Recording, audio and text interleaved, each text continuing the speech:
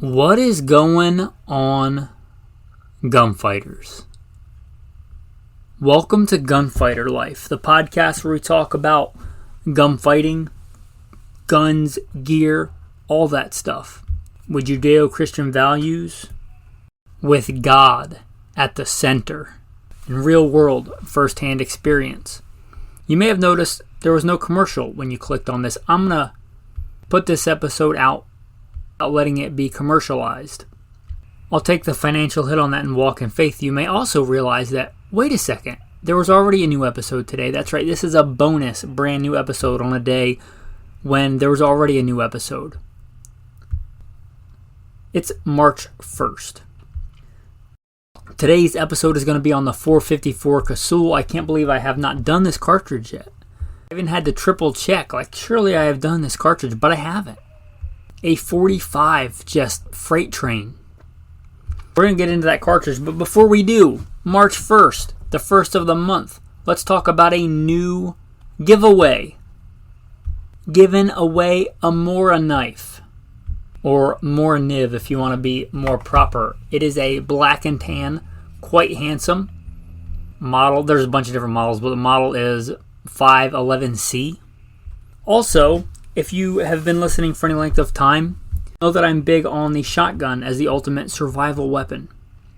And you know I have this whole system by God's grace, and part of that system is a good scabbard, not just a cheap bottom of the basement ballistic nylon with no cushion or anything. This is a really good, well-made scabbard.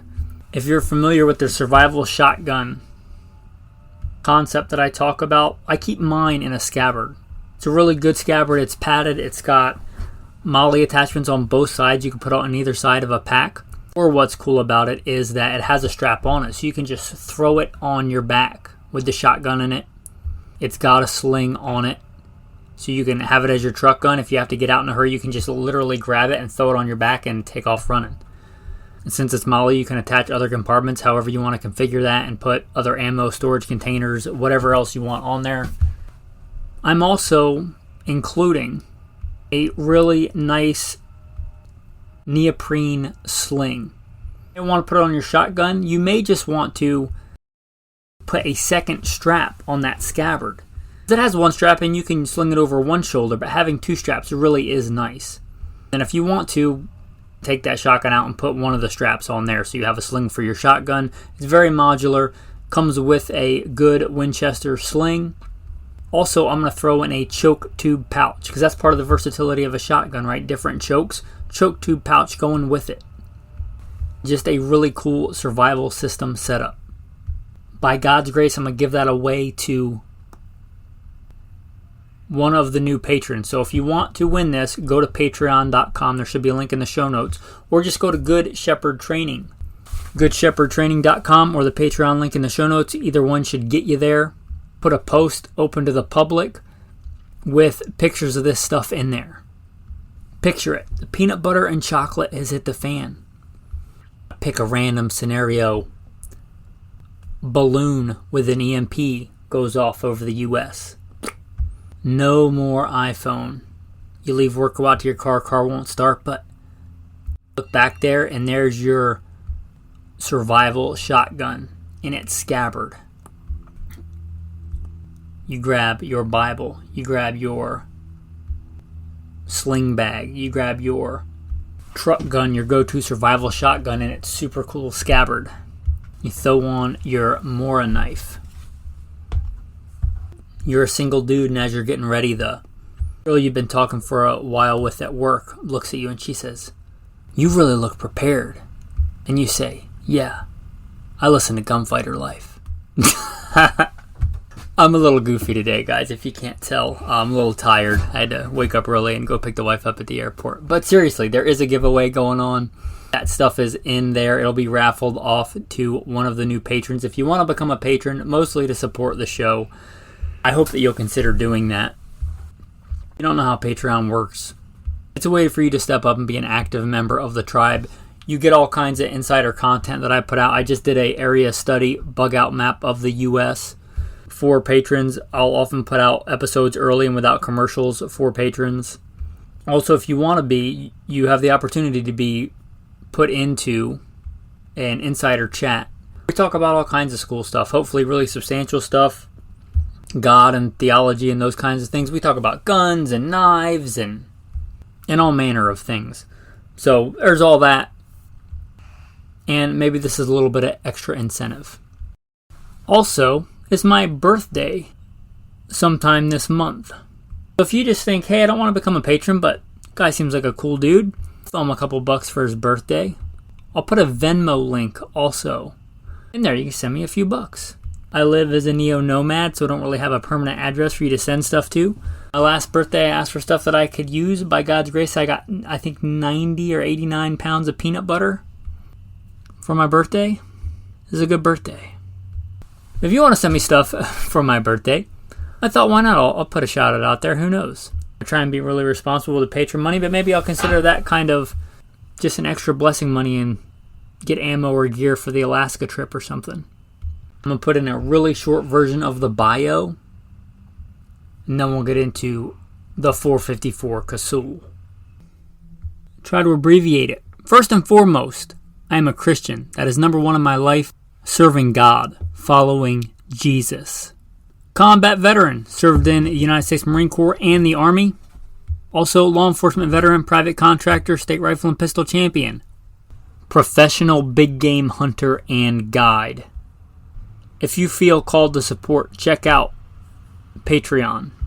There should be a link in the show notes. With that, I am your host, Michael Milito, and I am blessed to serve you today.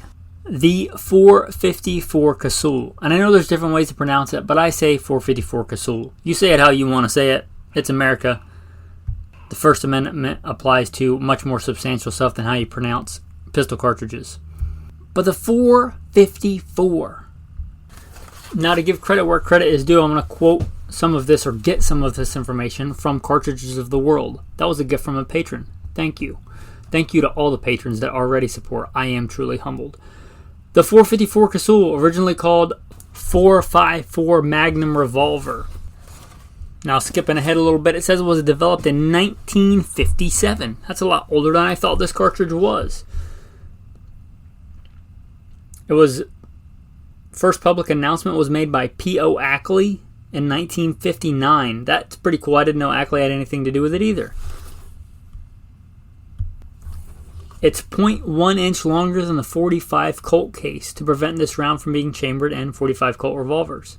Alright, there's some stuff in there that I didn't know about the 454 Casull, but some stuff I do know about it. It is a freight train. It is a sledgehammer. It's a really good cartridge. Now, I'm going to talk about some other cartridges and then come back into the 454 Casull. The obvious question would be, well, why not the 44 Magnum? We really need the 454 Casull. And to that I would say, yes, it's 1/100th of an inch bigger between 4.5 and 4.4. But actually, there's more than that. It's more than 1/100th of an inch, right? Because 44, contrary to the name, is 0.429. 45 is 0.452, generally considered 4.52 diameter. So there's a little bit more difference there than you might expect. So it's bigger. America, supersize it. If you think about this in practical terms, this is really should be no surprise if you're familiar at all with cartridges and cartridge development, especially in the world of revolvers. You have a good cartridge to start, the 38 Special, and somebody comes along, Elmer Keefe, or someone like that, or a group of guys, and they say, well, we want to give it more power, right? Tim the Toolman Taylor it, more power. And they put a lot of powder in there. Find some pretty beefy revolvers, and they make it a little bit hotter, quite a bit hotter than a 38 Special. The same thing with a 44 Special.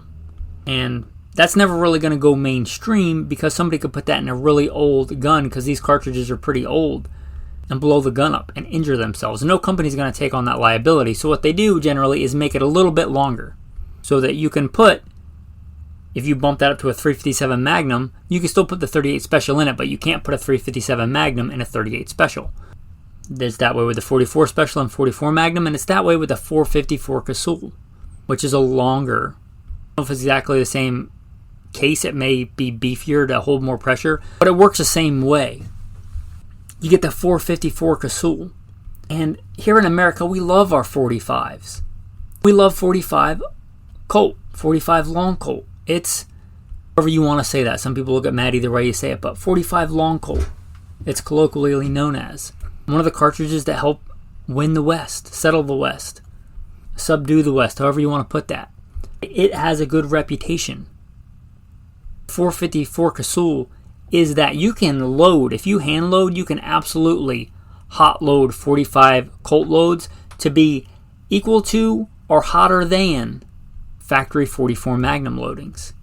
But you run the risk of somebody buying that ammo off the shelf and putting it in their really, really old Colt Single Action Army Peacemaker. That's not good. Those were not meant for that pressure. That metallurgy back then, it wasn't meant for that kind of pressure. It was originally a black powder cartridge. You don't even need the longer case to put in more powder. You can put in a ton of powder in a 45 Long Colt case. You do that so that you can't chamber it in those older guns. And they did that with the 454 Casull. 45 Colt pushed to really, really high loadings, which are even published loads. I was just looking at my Hornady manual. List them for and it says in parentheses, Ruger Thompson Center. For guns that can handle the pressure, you can absolutely push those to really stout velocities. The 454 Casull takes that to a next level. How next level? Let's look at some numbers. Let's look at some numbers here. Buffalo Bore factory load. 300 grain bullet at 1500 feet a second. 300 grain bullet at 1500 feet a second. If you think about that compared to almost unarguably the most popular handgun round, the 9mm, you're talking roughly 115 grain for a common loading, and let's just say 1200 feet a second. And I know loads vary a lot, but for good rough numbers to wrap our brain around, you're talking 115 at 1200. This you're talking 300 at 1500. And energy also of 1500. Now 400 is a really, really pretty stout 9mm load, 400 foot-pounds. This has 1500 foot-pounds, to put that in perspective. But wait, there's more. That's not even the beefiest load in here, factory load. It lists a 360 grain bullet at 1425 for 1630. And there's another load, even hotter, at 325 grain at 1525 for 1675 foot-pounds. 1675 foot-pounds. Now, I will be the first to concede that foot-pounds does not necessarily equate to effectiveness, but it helps us understand the power of this cartridge. 400 for a pretty stout 9mm load versus 1675. Right? That's a stout load. Now, to give you some idea, to compare apples to apples, and it won't be exactly, it'll be like Granny Smith's to Golden Delicious. They're not exactly the same. But I'm coming from the same book, The Cartridges of the World, factory loads. I know you can hand load all kinds of things in SKU numbers, but factory loads listed in here. The most foot-pounds in the 44 mag is listed as a 255 grain at 1410 for 993. And we just quoted over 16 for the 454 Casull. So the 44 mag is also a beast. The 454 Casull is just a big, beefy round. It's just... Now, some of the really nerdy ballistics guys like me may really like those kind of numbers. I'm not going to go into more numbers because I don't want to go too far on that. But then the obvious question is, well, why not the 460? Because the 460 is like the 454 Casull lengthened. And I would say, if you want to go that route just because you want a big, big revolver, that's okay. But there's kind of a tipping point for me. If you look at the revolvers that are chambered in 460, they are really, really big. In my opinion, too big to be practical to carry and use. They're in my opinion, kind of a novelty. I love handgun hunting. I do. If you're going to carry a gun the size of a Smith & Wesson X-Frame, and they're great guns. Like, I have a full-powered rifle, a Kibber Adirondack, that the rifle weighs sub 5 pounds. Look at what those things weigh and how big and bulky they are, and what are you doing, right? Those X-Frames, if you've never held one, they're just really, really big. They're so big, in my opinion, as to be a novelty. Here's the beauty of the 454 Casull. That's not the case. It's kind of below that tipping point. At least for me, your tipping point may be different. But you can get that in a Ruger Super Red Hawk, which is a big gun. But it's still a handgun, right? You could still carry it in a holster. I'm talking like a normal kind of holster, not like a giant chest rig. Like your baby strapped to your chest in a little baby carrier. Like a normal kind of holster. You could carry it for bear defense on a hike, and it would be practical. Opposed to having a giant X-frame that you kind of have as this thing because you just want to have it. It's the 454 Casull, I think, can be chambered in guns that are still of a practical size. And that's for me. Your tipping point might be different. And there's nothing wrong with having really big guns. Something like a 460 or a 500 Smith & Wesson, if you want to go that route, I mean, go. But to me, the 454 Casull is this balance of you can still have a powerhouse of a round and a revolver that's of a size as to not be ridiculous. And that's where I think it really comes in. Also, you can shoot 45 long Colt in it. And I don't know, but I don't see why you couldn't shoot 45 auto rim in it, which is an even lighter round. But 45 Colts, especially since cowboy action shooting has kind of taken off in the last, couple of decades, there's a lot of these cowboy loads if you don't hand load. And a cowboy load out of a gun made for a 454 Casull, a fairly heavy one like a Super Red Hawk, is going to be pretty nice to shoot. So you get a big spectrum there. You can go from really light, fairly common cowboy action 45 long Colts to hot, like we just read, freight train kind of ballistics on hot 454 Casulls. Also, if you hand load, there's a lot of flexibility there because although 44 stuff is not uncommon, again, in America, we love our 45s. And 45 projectiles, 4.52 diameter, they're a lot more common, I think, and you get a lot broader spectrum and a lot more options. And that's not to take away from the 44 mag. The 44 mag is an awesome round. The 454 Casull, as we saw in those numbers, is just a different beast. What is it used for? I mean, if you're talking CCW for defense against people, you're doing that because you want to, not because it's the most practical, let's be honest. This is a handgun hunting round. It would excel at that. And also a dangerous game defense round. You're going fly fishing in a place where there's grizzly bears and you don't want to carry a long gun. You want a handgun hunt. Big, even-toed ungulates. You want to be able to do it with a handgun that you can stand and shoot with and handle like a normal handgun. It's not, in my opinion, comically big. Excel at that. That said, let's talk about some of the really cool guns this has been chambered in.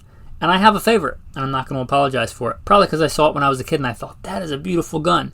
I think it made it on the Most Beautiful Guns episode. If I didn't mention it, I should have. And it is the Ruger Super Red Hawk in 454 Casull.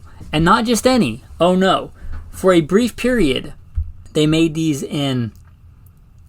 You're probably familiar with the Ruger stainless, but it wasn't that bright stainless. It was... I don't even know how to describe it. It was like a graphite, dark gunmetal gray. And it was just exquisitely beautiful. In my opinion, one of the most beautiful guns ever made. Just the caliber, the size, the finish. Just gorgeous. Just, if you ever see that kind of gray, matte, semi-gloss finish, I just think it's a thing of beauty. I wish that would come back. I think they may still offer it on some of their rifles, but I don't know that they offer it anymore on their Super Red Hawk. But even the Super Red Hawks, if you don't care about that beautiful, exquisite finish, They still make them. They still make them in 454 Casull. They make the Alaskan, which as you might imagine is kind of geared towards bear defense if you want an even smaller, handier one. But that's a really, really good option. Taurus also chambers for this. They have their Raging Judge. I'm sorry, I didn't mean to laugh there. They also have their Raging Hunter. And again, I mentioned the different models of Super Red Hawk. Now, up until recently, I had kind of written off the Taurus revolvers, especially the big frame revolvers. And perhaps that was unfair of me because I listened recently, one of the patrons sent me, talk about other people's podcasts too, right? It's not just me. I'm not a, hopefully by God's grace, a megalomaniac. I'm happy to hear other people's podcasts and have them like other people's podcasts. They shared with me the Mountain Man Dan podcast. I like it. He says he's put thousands of rounds through his Taurus tracker. So, and that's a big bore. I think is in 44 mag, but that leads me to believe maybe they're a little bit better than I give them credit for. So if you want 454 Casull on a budget, as you might imagine, I don't want to quote prices with inflation and everything, who knows, but they're quite a bit cheaper than the Rugers. Also, in searching for guns, I see one that I didn't know existed. It's called the Citadel Lever Tac. It's one of those tactical lever action rifles in 454 Casull. So if that's something you're looking for, there you go. But I do believe if they don't make it currently, they have up until pretty recently, Rossi. And you might say, Rossi, weren't you just talking about Taurus? Yeah, but I once upon a time had an old lever action. It was a Puma. I think it was made by Rossi or maybe pre-Rossi. M44 mag as a little, hunting carbine. And it was a great gun. I kind of wish I hadn't sold it. But it was great. It was crazy accurate just with iron sights. It had beautiful wood. It had a nice fit and finish. And Rossi makes their lever gun, or has made it in the past, in 454 Casull. And they also make it in stainless, which I give them props for that. I like a good stainless gun. As you probably know, if you take a pistol caliber and put it in a rifle with that longer barrel, you're going to burn more powder in general in almost all practical cases and get more velocity, as if you needed more velocity in the 454 Casull, in case that grizzly bear is wearing body armor. So, and all kidding aside, it would be a great round in a lever gun. It really, really would. Talk about a heavy-hitting carbine. That would certainly be one. So some really cool guns chambered in this. I'm sure there's been others, or there are others, but those are just a few. So there are some options, and it's by no means obscure. As I mentioned, you can shoot 45 long Colt in it. You could probably shoot 45 auto rem in it. I would double check that with the manufacturer of whatever gun you have. But I just went to Midway. I get no kickbacks from Midway. I'm not affiliated with them in any way other than I buy stuff from them and with my own money. But they're a good manufacturer. They're kind of my go-to to check. And they had 22 454 Casull loads listed. So it's not an obscure cartridge. And it's a really, really good cartridge. Certainly, I think, more than capable of slaying any beast of the field on the planet. With that, I'm going to start wrapping up the episode. Don't forget about the giveaway. We're giving away the Morakniv, that shotgun scabbard, and the other stuff to, by God's grace, one of the many patrons that wins the raffle at the end of this month. That's March in the year of our Lord, 2023. With that, tactical tip of the day and tactical verse of the day. Tactical tip of the day. You ever have your go-to hunting rifle, shotgun, whatever, in the stock, you just think, I wish this was a little bit more grippy. Well, there's a couple of ways that I have in the past, currently still used to make those grippier. Now, caveat, I don't treat my guns like Barbie dolls. I use them. I'm not afraid to take a Dremel to them or a file or what have you. So if you're a gun collector, you might not want to do this. But there's a couple of things. Have you ever seen that spray-on spray paint that looks like stone? It comes out in a bunch of different colors all at once. They have like a tan version and a gray version. Usually I think you can find it at Walmart. Well, the upside of that is it's really grippy as well. you can spray paint your stock with that. I would spray paint it on something else first. Obviously take the action out of the stock and just spray paint the stock. I shouldn't have to say that, but you can spray that on the stock, either the whole thing or tape over it and get it on the areas that you want where your firing hand and support hand go. You can spray that on there. If you don't mind respraying it pretty frequently, you can just do that. If you want it to stay on longer, something you can do is get some matte clear coat. Now, practice this on something that's not the stock first. But when that spray paint has been on there a few minutes before it's completely dry, and not too soon because it'll get runny. Like I said, try this on something else first. You spray that matte clear coat, and in my experience, it greatly enhances the ability of that to stay on the stock. Then you have a much grippier stock, DIY. I'm also looking at one of the hunting rifles I'm blessed to have, a Kimber Hunter in 308. And on the stock of it, I have wrapped some silicone tape. Not like that pipe tape to stop leaky pipes. I'm talking like that rubber silicone sticks to itself tape. It's pretty grippy. You can wrap it around that stock. It shouldn't hurt it at all. Maybe if it's a wood stock or something, you might get some oil or something in there. But if it's a plastic stock, composite stock, whatever you want to call it, you should be able to wrap that on there and it shouldn't cause any problems at all. Greatly increases the grippiness, especially grippiness, is that a word? I told you I was tired. You can wrap it on there around where your hand grips the gun by the trigger. Give you a little bit more grip on that gun. And if both those things don't appeal to you, just the old school skateboard tape, right? That's what we did years ago in competition. I think people probably still do it. Handgun, like say texturing, has come a long way. A lot of factory guns now come with really good textures. That wasn't the case, decades ago in a lot of cases. But you can still use that grip tape and put it on a stock or even on a handgun if you want just a little bit of grip in more areas. Anyway, there's some tactical tips on getting a grippier stock. Tactical verse of the day. Gonna be powerful, simple, and brief. Repent, for the kingdom of heaven is at hand. With that, men, thanks for listening and have a blessed day.